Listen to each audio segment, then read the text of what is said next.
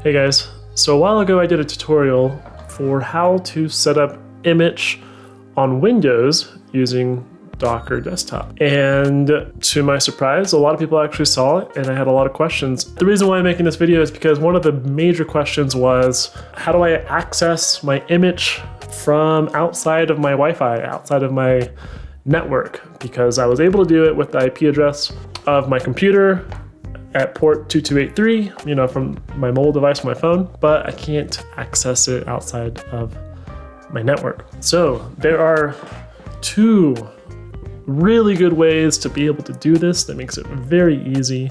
I'm going to show you how to do both of them as fast as I can.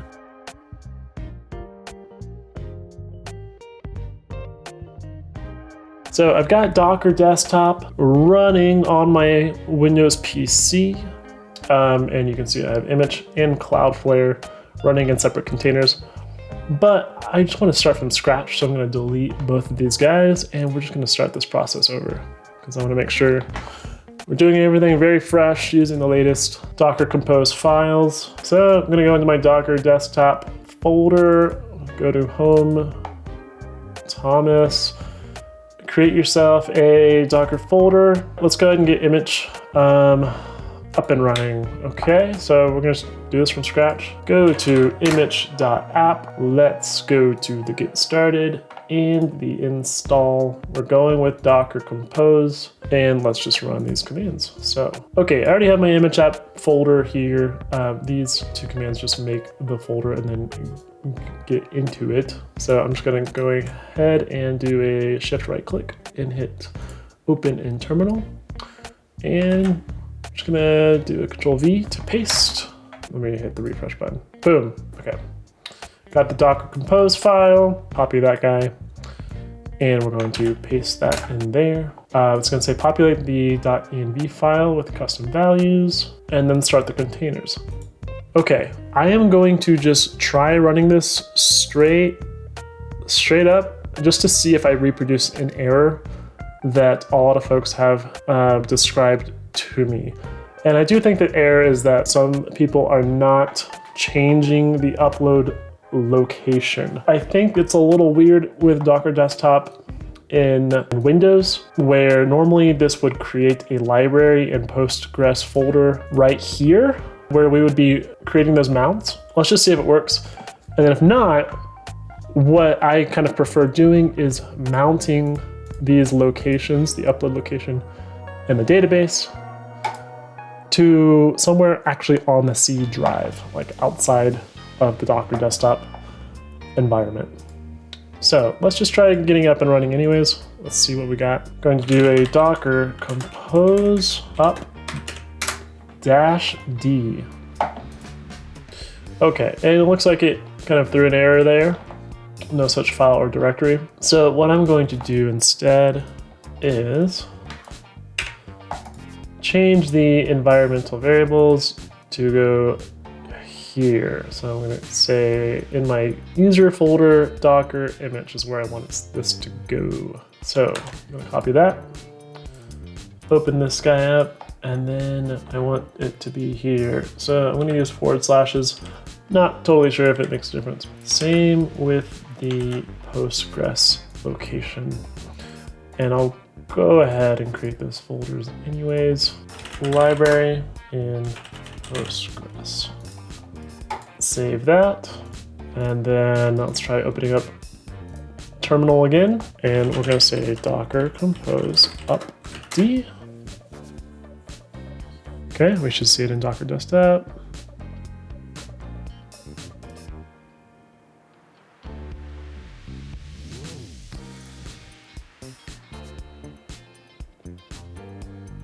Okay, Immich server is listening on 2283. Okay, I'm signed in. Okay, let's throw in a couple thumbnails here. So I'll just be like boom, boom, boom.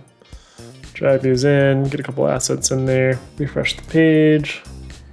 So let's do the Tailscale route first. Let's go to tailscale.com just to get to the landing page. go to download Windows and then hit the download button. We're gonna get that set up now. I already have it installed. If you don't already have an account, you're going to probably need to go to, should be very easy to create an account.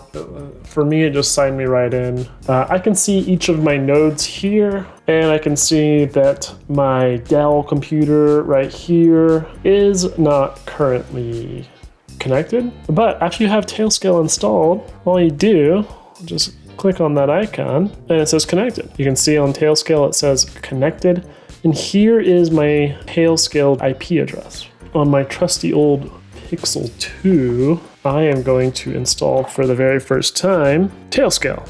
Go to Google Play, search for Tailscale, install. So Tailscale is a mesh VPN for securely connecting devices. Tailscale wants to set up a VPN connection that allows it to monitor network traffic, only except if you trust the source. Yep.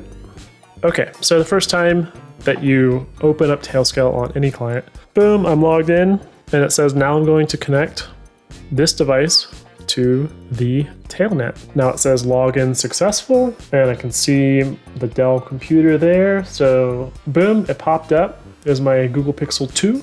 It's got an IP address on the Tailnet. And now, just a quick note, you see the exit node right here? It says none.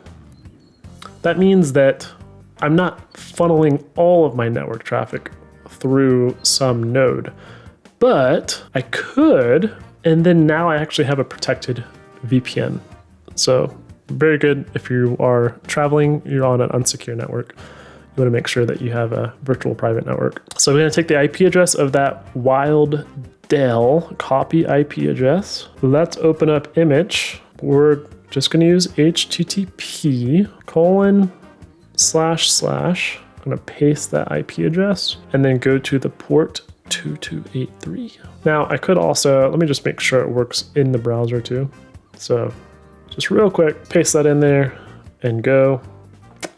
Woo, look at that. Okay, pretty cool. That's the Tailnet IP address for this node. Let's do it with Immich too. So 2283, perfect. Log in.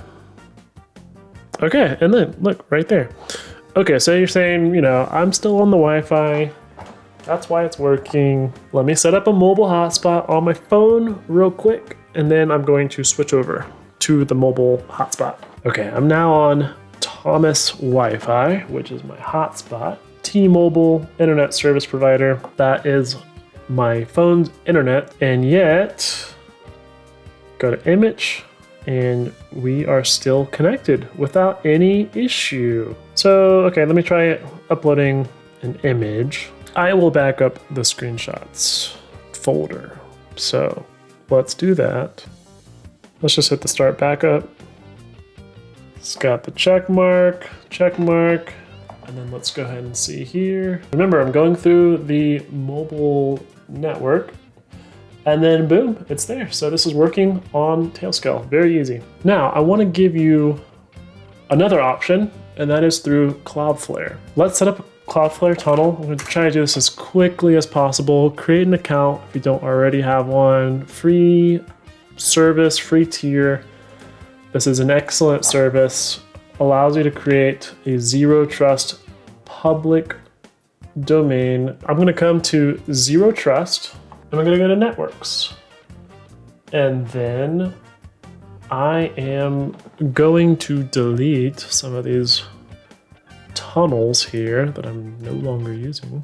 Okay, I'm going to create a Cloudflare tunnel to my desktop computer right here. If you're not familiar at all with Cloudflare, it provides this tunneling and zero trust system, which allows us to route a public domain URL to a specific service running on a port. So in this case, Immich. I'm going to create a tunnel,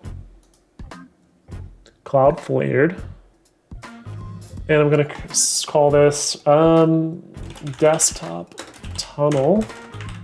Give it a name. And then you could choose Windows, but they offer this as a Docker container. We're already running Docker desktop. I would totally just run this in Docker. right next to image. We're going to choose the Docker root, and then it's going to give us this command to run. Now, I'm going to do a little change on this because I actually just want to run this with Docker Compose. If you copy this, just put it in Notepad.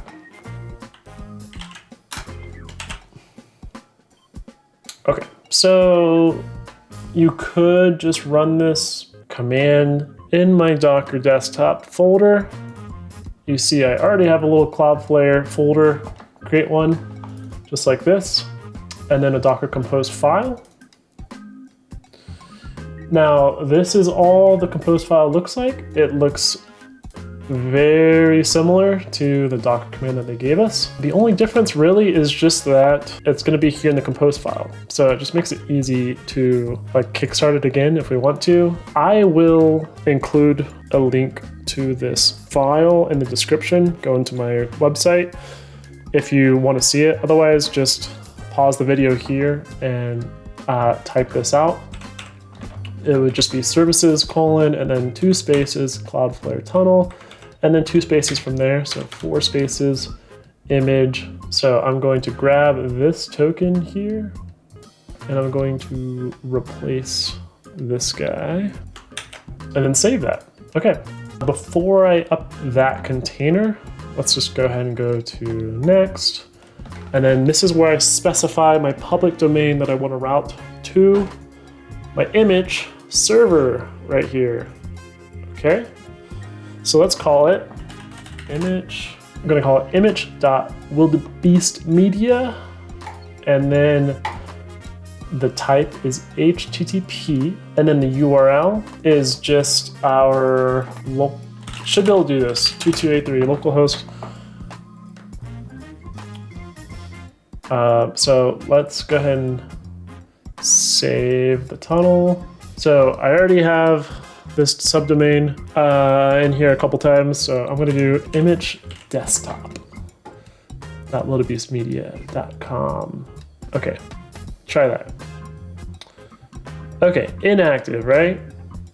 We're going to fix that.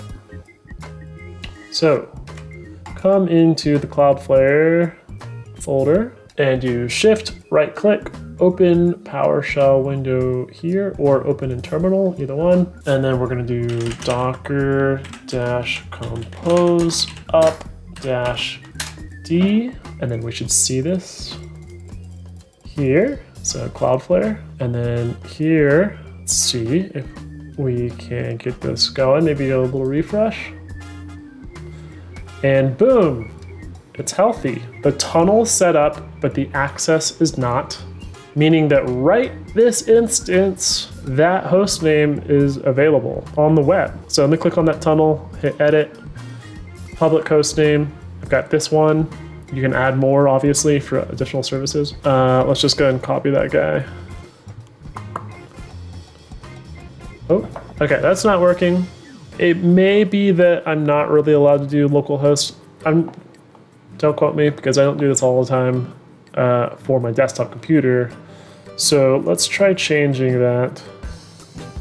Okay, let's try actually using the IP address. So let's go IP config, look for the Ethernet adapter Ethernet. We're gonna get rid of that and get rid of that. Okay, save that. Let's see if that's working. Okay, so that is working. We're using the IP address. So notice this is available on the World Wide Web, but I don't want anyone to be able to access this, except for me, of course. So how do I protect image-desktop.wildebeestmedia.com? Well, I'm gonna go over to access and then go to add an application. We're gonna go to self-hosted, and then I'm gonna call this image-desktop, and the domain is image-desktop, wildebeestmedia.com. Okay, and then I can customize the appearance. I don't care about any of this right now. I'm gonna allow one-time PIN and Google Auth If you want to see a video on Google Auth, click the link up above. I do this in my Immich OAuth tutorial. Go to next. And then we need to give a name to our access policy. In this case, we're doing an allow policy. So I'm just going to call this email. I'll say Immich desktop email. And then we're going to give it a rule. And I will just give it an email address. Personal email. Hit next. Don't need to set any of this, and then add application. So Immich desktop is added. Okay, now what? Let's try refreshing. Boom. Okay, so if anyone tried to get to our site from the public domain, they'd be hit with this Cloudflare access portal, and they would be stopped in their tracks. Because I've already set up Google as an auth provider, I could just disable the login code. But in any case, only my email address is going to be able to be used. So I'm gonna just hit sign in with Google. And now I'm in. I'm at the public URL, and now I'm here. So I could also use that URL as the server address on my phone for Immich, and that would work. But just like I said before, you will be limited to 100 megabyte files. So if you're recording videos, they're not going to upload. That's why I go with the Tailscale route. So we have Immich running on Docker desktop in Windows, and you can sync your files with Tailscale and access your Immich server from a public domain with Cloudflare. I know that was a lot in one video, especially if you're not super familiar with setting up networking and DNS providers and whatnot. The Cloudflare obviously assumes that you have a domain name that you've already purchased. I would recommend having at least one domain name. So if you were wanting to use Immich on your Windows PC and you want to actually utilize the server's capabilities of syncing your phone in real time, this is how you can do it. And it can work. Even if your computer, is shut down, your Immich just won't communicate. Your Immich from your phone won't communicate with the server until the server's back up, and then it'll sync your photos. You can set up your partner's phone or mobile device onto the Tailnet too, and then that way you can have the same Immich account on both phones that are going straight to your Windows PC. So pretty cool. I am not going to, I think this is a long enough video as it is, so I'm not going to show anything else. The only other thing I would say is that you should know how to back up the database and your assets so that you can restore it onto a Linux server eventually. So maybe at some point you will get there where you want that uptime.